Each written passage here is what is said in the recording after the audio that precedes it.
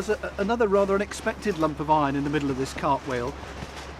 I'm not sure what it is, but it may well be something called a linchpin, which is a pin that holds the wheel onto the axle. I've got a tree root.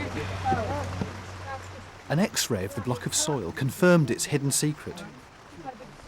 The outline of the linchpin can clearly be seen.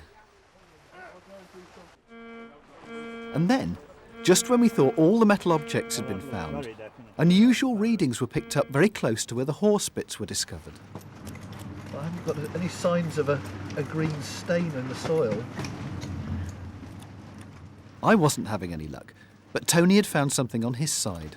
This one appears to be standing vertically in the soil, and I'm not quite sure what happens down the bottom of it, so I don't want to excavate any further. So I'm just going to clean round it for the moment. Ah, look, here we are. I've got the first bit of green coming through. This small bronze object is a puzzle. Nobody's sure what it was used for, but Tony thought that it might have been used for linking two items of harness. Now, despite the awful weather, it's been a really good day. We've now got the two wheels, the hubs, the pins that hold the wheels on, the bits from the horse's mouth and all the other bits of horse harness. But the one thing that we're still missing is any sign of a skeleton. The next day, the first discovery the team made was not bones, but a very long soil stain, perhaps the remains of the chariot's axle. And then, just a few minutes later, the first bones began to appear. It looks as if there's quite a cavity there. And the one thing, I mean, obviously that's not the facial bones, is it? So it must it's be... top of the skull. What is it? So I'm trying to work out which... Well, there, is it? I took it all around.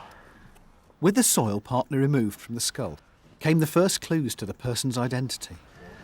Here, I think we've got the lower jaw, but it's all been quite crushed and compressed by the weight of the soil. But it's not bad, is it? Yeah, the ascending ramus in here, the side of the jawbone, this strip down here, is really quite thin and graceful, which is often a sign of it being female.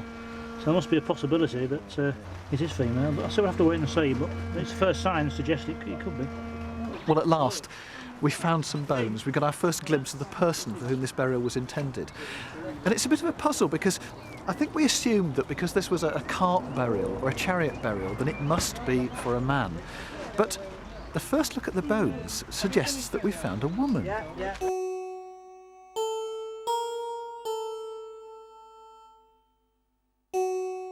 And, as more of her bones appeared, so did evidence of pagan ritual and sacrifice. We've got a boar's tusk. These are pig skulls, and the bones from joints of pork, food for the journey into the afterlife.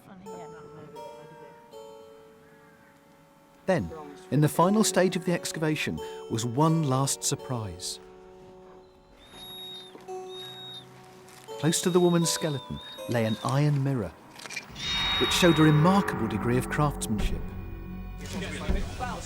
Such a rare and exotic burial as this proved an irresistible story for the media, who linked her to the most famous chariot queen of them all, Boudicca. It's a very wealthy burial. I think there have only been 7 of these that have been excavated in recent times under controlled conditions like this. We think it's the earliest that's ever been found. It probably dates back somewhere around 400 BC. This statue, erected over 100 years ago, represents the Victorian view of the Iron Age Queen.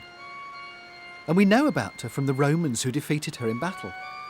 But our Yorkshire woman is 300 years earlier than Boudicca, and with no written records of the time, much of her life and death may remain a mystery.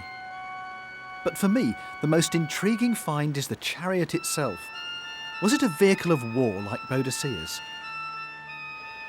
Or simply a hearse for her funeral?